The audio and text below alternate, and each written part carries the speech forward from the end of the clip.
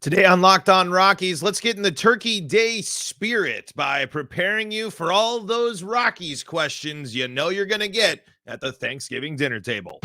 You are Locked On Rockies, your daily Colorado Rockies podcast, part of the Locked On Podcast Network, your team every day.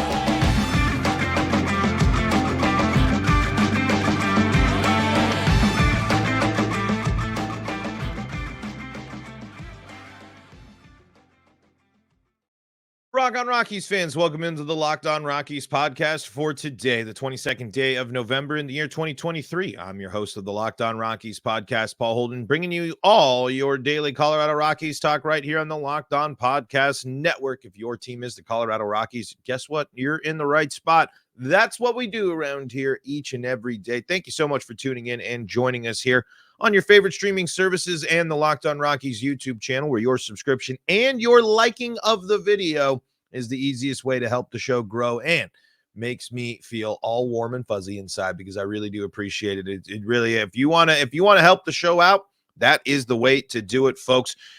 Today on the show, we're going to have some Turkey Day fun. We're going to break into basically, if I'm kind of imagining just if you got a sports-minded family or you're in Colorado and you got family members or friends that have fallen out of the Rockies and they want to talk to you about it, we're getting you prepared to talk about the Rockies around the Thanksgiving dinner table today here on today's episode of Locked On Rockies. Before we dive into all the fun today, today's episode is brought to you by FanDuel. Make every moment more. Right now, new customers get $150 in bonus bets with any winning $5 moneyline bet. That's $150 if your team wins. Visit FanDuel.com/lockedon to get started.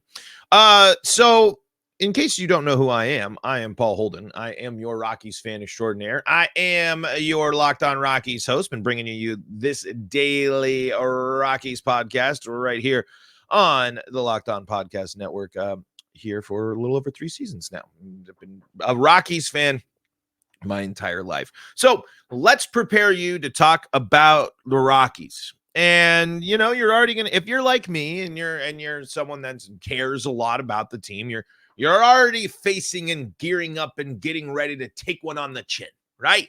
That team lost 103 games. The Chris Bryant contract. They don't have any pitchers. What's going on? And they're all pretty right, honestly. The conversations about the Rockies this year, probably around the dinner table, are going to be ones full of hesitation and full of, honestly, kind of, for those that have always been Rockies haters or ones that have been pretty done with the whole Rockies experience for a bit, it'll be a pretty similar conversation. Team didn't invest in the right ways. The team was mostly irrelevant for all of the season.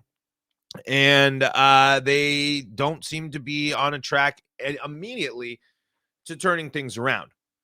But what you have to tell people this year, as opposed to last year at Thanksgiving this time, this is a younger team.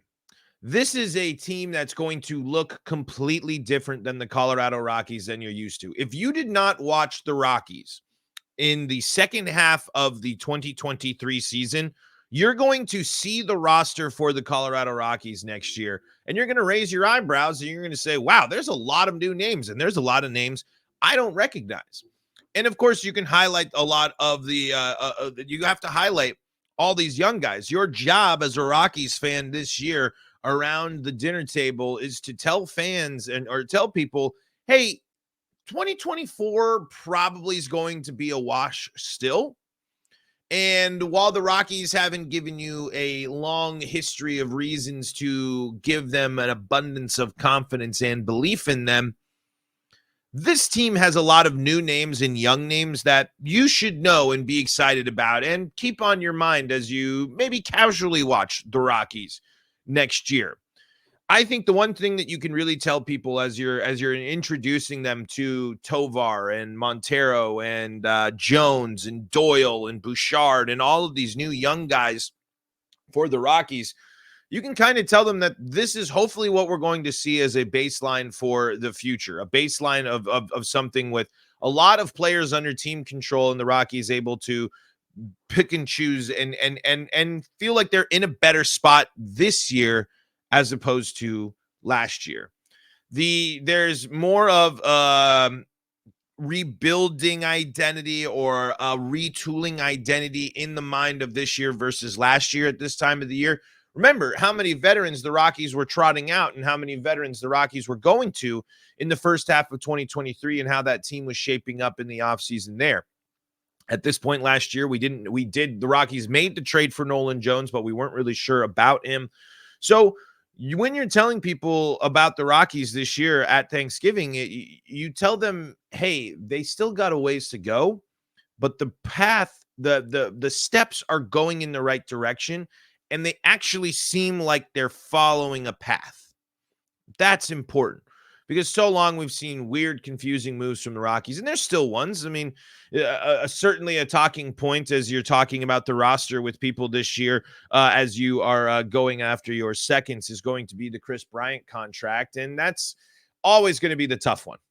I mean, at this point, the health, the question marks and everything, Chris Bryant is going to be one of the biggest question marks about the Rockies heading into the season outside of the pitching rotation. The rotation and starting pitching is certainly going to continue to be the biggest question mark of this team. But you're not going to have strong answers for people when it comes to Chris Bryant. That's just plain and simple. There's no easy or simple answer when it comes to Chris Bryant because he certainly can still contribute. He certainly can still play, but the money, the commitment, the years, the timing of the signing and things of that nature aren't going to make this a topic where you can instill a lot of hope for people. I think one of the toughest things you can do if you're trying to convince people to watch the Rockies and buy into the Rockies is going to be the persuasion of the Bryant deal. This is simply a year where the Rockies are going to need to get a tremendous amount more from Chris Bryant and see if this contract is really actually going to start paying off in some ways. I mean, there's still some hope. It's not like it hasn't been the whole first half of the contract, just so far the first quarter of the contract. So you're not going to be able to I don't have anything for you to change the minds of the KB hesitant and the KB the people critical of the KB deal. I think that that one only has gotten more fuel to the fire for those if you're for your heated Rockies debates around the Thanksgiving table that I know you're going to have. But this is a team that's going to be trotting out. There's not familiar names in just about every position next year outside of the 4 veterans in the field. 5 of the 9 infield positions are going to be taken up by young players that, again, if you tuned out the Rockies post Arenado trade and through now, there aren't going to be there. You're going to recognize 2-3 names on this Rockies roster because this team is going to be headlined and it's going to be led by the youth, the young guys. And that I'm hoping is going to make them a more interesting and exciting team going into the season, just to see the potential of this. I think it's more exciting to get excited about the future of the potential of these guys versus the roster the Rockies were trotting out at this time last year, or the estimated roster that the Rockies were going out when you're considering, your Crone, your Grichuk's still playing a factor there. Your Jerks and Profars. I don't think Profar was on the team at that point, but anyway, you're among all of the other veterans that we saw. I mean, let's again take a look at the Rockies. Let's see, 2023 opening day roster. Okay. The opening day roster here for the Rockies here. CJ Crone, Ryan McMahon, Eleris Montero, Ezequiel Tovar, Jerks and Profar, Jonathan Daza, and Chris Bryant were the outfield. And the utility players were Harold Castro, Mike Moustakas, and Alan Trejo. You're not going to see Harold Castro again. You're not going to see Mike Moustakas again. You're not going to see Jerks and Profar again. You're probably not going to see Jonathan Daza again. And you're not going to see CJ Crone again. All gone from the Rockies opening day starting roster. All replaced by young guys. That is going to lead into a team having a completely different look than they did going into the season last year. So that'll be I think one of the sticking points, one of the things that'll be interesting for people. And this might be interesting as you're talking to folks and teaching them or reintroducing them about the Rockies. Offense isn't the specialty of this team. Let's talk about that coming up in segment number 2. Before we do that, though, got to tell you about some of the folks that help make this show possible, and that includes FanDuel. And FanDuel's got you covered all football season long. America's number one sportsbook is offering a great new deal for new customers. Right now, new customers get $150 in bonus bets with any winning $5 money line bet. That's $150 if your team wins. If you bet big on the Broncos, maybe the Nuggets, maybe the Avalanche, check them out. If your team wins, you can get 150 bonus bet bucks in your account. If you've been thinking about joining FanDuel, there's no better time to get in on the action. The app is super easy to use, and there's a wide range of betting options, including spreads, player props, over-unders, and lots more. So visit FanDuel.com/lockedon to get in on all the NFL action. That's FanDuel.com/lockedon. FanDuel, the official partner of the NFL. This is the Locked On Rockies podcast. We're free and streaming on your favorite streaming service, bringing you your daily Colorado Rockies talk right here on the Locked On Podcast Network, where you can find your team every day. And if your team is the Colorado Rockies, you're in the right spot. Thank you for making us your first listen of the day. Thank you for tuning in and checking us out on the Locked On Rockies YouTube channel. Hey, speaking of YouTube, Locked On has launched the first ever national sports 24/7 streaming channel on YouTube. Locked On Sports Today is here for you 24/7, covering the top sports stories of the day with local experts of Locked On, plus our national shows covering every league. Go to Locked On Sports Today on YouTube and subscribe to the first ever national sports 24/7 streaming channel. We're talking about what to talk about the Rockies, or how to talk about the Rockies this year around the Thanksgiving dinner table. And we spent the first segment talking about how this year is going to be lots of introductions. If new Rockies fans or returning Rockies fans or people that are curious about the team, if they're coming in to visit and looking at this roster, they're going to see a lot of names they might not recognize or might not be too familiar with. So it's going to be a year not with a ton of familiar names on the roster for the not diehard Rockies fan, for the person not following every day, the casual conversation around the dinner table type of guy that we're talking about here on the podcast. And I think some folks would be surprised if you talk to them about the Rockies, and something that especially if they've been checked out for a bit, they might still be like, oh, they might be bad, but we know that they can hit the ball, right? Well, that's not going to be the case. And it's going to be, I think, the biggest issue, I think, outside of the pitching staff with the Rockies is going to be this offense. And Codify has this on Twitter here. Fangraphs projected 2024 winning percentage right now. The Rockies have the lowest projected winning percentage in baseball at 39%. That's below Washington and the White Sox at 46% for the Athletics at 46%, 48% for the Angels, the Reds, the Royals, and the Pirates. And that's the bottom part of baseball there. And when you're looking at something like that, and you're looking at that, big reason is mainly attributed, I think, to the offense. And here's the deal. The pitching is bad. The starting pitching situation is dire for the Rockies. But in years past, and when the Rockies have been able to be weird, they can navigate some of the struggles of the pitching staff and be able to back it up with a team that's able to produce on offense. This is a team that's going to have to prove that to you next year. This is a team that's going to have to prove that they have made adjustments and made improvements as an offense, because that's not the case. The specialty of the Colorado Rockies in 2023 and 2024 right now is not offense. At least with the current state of these bats, there are people that could develop and take steps forward. There are interesting things with Brendan Rodgers being healthy, hopefully for this season, or depending on what the Rockies do with him, and other factors there that factor into this offense. But the strength of the Rockies, the reason why the Rockies are going to avoid a 39% winning percentage, which is, I think, if my math is right, in the low 60s, which I guess isn't all that crazy anyway.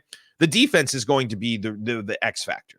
The defense is going to help the Rockies stay in ball games and keep ball games close. Just like the Rockies in the past have been able to back their pitchers up by being able to navigate and go through the gauntlet and labyrinth of a Coors Field slugfest, they're going to do it via defense. This team is going to turn a ton of double plays again. This team is going to be having elite outfield defense. This team is going to have someone who will be in the running for the Gold Glove again at third base, a Gold Glove second baseman, a Gold Glove finalist, young player in Ezequiel Tovar, Elias Diaz behind the dish who can certainly still play effective defense as a catcher, especially when it comes to catching base stealers. The defense is the star for the Rockies in 2024. That's going to be, I think, one of the bigger surprises as you're bringing things back and reminding people and talking to them about the Rockies. I think that's something to be excited about because there's levels of defense that we really haven't seen before, and we don't really quite know how impactful it could be overall until we see these guys play a full season, until we see them, hopefully take other steps in their development as well. If the defense can be this good for the Rockies and they're able to improve and take steps in the right direction on offense and pitching, they are going to start becoming a factor. It's going to take some time, but the thing to tell people to watch right away is don't be surprised if the Rockies are playing close games and aren't scoring as much, but make sure you are watching the center field defense of Brenton Doyle. Make sure you are watching the defense of Nolan Jones and the arm strength. Make sure you're watching the defense, the quality of defense in the infield of the Colorado Rockies, because 3 out of the 4 infield positions are Gold Glove caliber, Gold Glove winners, Gold Glove finalists. There's a lot of elite level defense on the Colorado Rockies, and we'll see how much that's going to be able to help them as they're navigating a really tough spot when it comes to their starting rotation and when it comes to going through the season. Because if you missed the episode yesterday, this is another thing that you can talk about and bring it up too, is this team is going to get tested right away. They play playoff caliber teams right off the bat to start the season. 2024 doesn't have a lull, doesn't have a long homestand to lean on, doesn't have kind of these other things that you can kind of look at and give yourself a little leeway. Of course, you can give yourself a little leeway in baseball in the beginning of the season, but with where the Rockies are at, they can't necessarily afford to do that. They can't sit back and afford to let the beginning of the season slip away. They need to take advantage of teams when they aren't firing on full cylinders and win these early series if they're going to have any chance of being competitive or relevant this year. And the thing that's going to help them be relevant the most, as much as they need to improve in these other areas, the defense is going to be the star of the show for the Colorado Rockies in 2024. So, couple of talking points there for you as we're bringing our holiday theme into today's episode of conversation topics to bring up and how to talk about the Colorado Rockies around the Thanksgiving dinner table this year.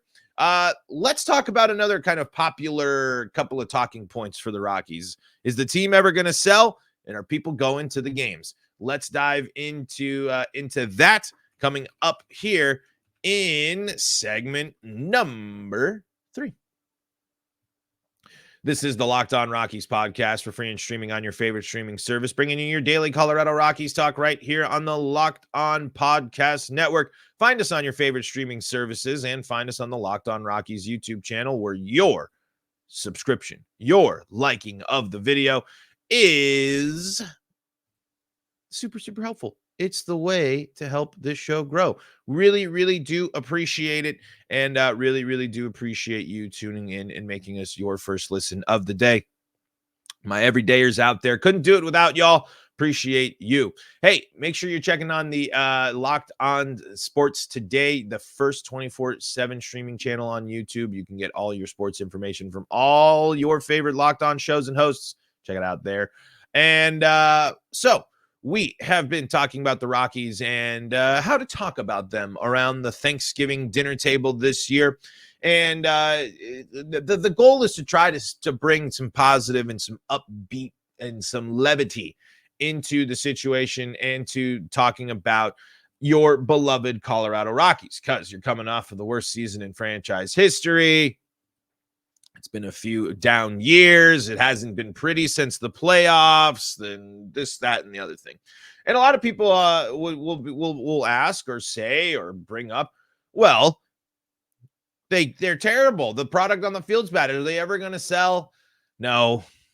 That's unfortunately, as much as you can play the what if game, as much as you can sit and highlight and be excited about some of the things and in that. You can't get ahead of yourself and think that the front office of this team is going to shake things up or do anything dramatic throughout this offseason. That's the status quo. That's the thing that hasn't changed since probably the last time your friends or family have watched the Rockies. If they're rechecking in and they're curious and wanting to know more, it's still the same old story when it comes to the front office. This is a front office that still hasn't proven itself in the league. It's still a front office that isn't viewed very positively by others in the game. This is still a front office that has no reason really as a business to change, because the other question people might ask and people might see, are the Rockies fans, are the people going to the games? Yes, Coors Field still packed. Coors Field is still somewhere that sees great attendance, but down this year, certainly when you consider and look at other years for the Rockies were in the top 10 in attendance in 2022. Going to go back to 2019 here, skipping the pandemic years. Sixth for the Rockies in attendance there, getting almost 3 million people showing up in there. The Rockies seventh in 2018, getting 3 million people to show up that year. And eighth in 2017 and 2016, the Rockies were 11th. So first time they've been out of the top 10 there. I believe this is the first time the Rockies have been outside of the top 10 since 2016. And this is the lowest attended season for the Rockies this year. Still coming back in 14th since I'm taking 2020 and 2021 out of the question here when I'm looking at this. This is the Rockies. Yeah, 2.6 million people there for the Rockies, and that's higher than some playoff teams, and that still puts them in the upper half of baseball. But that is something I think that you are seeing, that while the stadium is still going to be packed, because it's going to be way more out-of-state fans than Rockies fans more often than not. That's another talking point you can bring up. The great transplant stories get to trickle into your Rockies baseball as well. But that's something I think will be an eye-opener for the Rockies. The interest and the passion and the caring about the Rockies continues to trend downwards. If there is going to be something that's going to change the mind and change the philosophies of this front office, it's going to be as they notice that this team is going in the wrong direction. And when they win, you see the massive benefits. You look at the playoff years, you saw those years, top 10 in attendance, almost top 5 in attendance, 3 million people coming through the gates there at Coors. This is something that you're going to have to look at and evaluate if you're the Rockies brass and front office, because there's a lot of conversations that are going to happen at the Thanksgiving dinner table this year about the Rockies that are going to peter out and fizzle out and go nowhere. This team needs to reinvigorate and re-excite. At least there are teams that are upset and frustrated, certainly, and their conversations are going to be different. But with the Rockies right now, you got to make them worth talking about. And there are things that are worth talking about the Rockies this year, certainly. But not a ton. I don't necessarily think you actually are going to have a lot of people come seek you out to talk Rockies baseball, unless you're Rockies fans and Rockies connections and that you're like me and they know how much you talk and focus and care about the Rockies. Because I am curious. I legit. I mean, there's no way to measure it or anything like that, but it is interesting how many people how many Colorado sports fans are gonna talk about the Rockies at Thanksgiving this year with their families, and because in the years past you've been able to talk about the exciting teams, you've been able to talk about making the playoffs and you made the trade, blah blah blah. But this year, with the Nuggets, with the Broncos, with the Avalanche, with the Buffs. Is there room for Rockies talk at the table this year? I don't think there is much. Certainly won't be the main course. That's for sure. Folks, that's going to do it for today's episode of Locked On Rockies. Thank you so much for joining us and tuning in here for a little holiday fun. Hey, no pod tomorrow. We are off for Thanksgiving. We'll be back on Friday with a new episode for you all. I believe we'll be reviewing the Rockies, but we'll see. We'll see what happens as well. I think we got to talk Brent Suter. He's someone I think we haven't talked about enough on the pod this offseason, and someone that would be an incredibly important person to bring back for the Rockies next year. I think that's where we're going to go.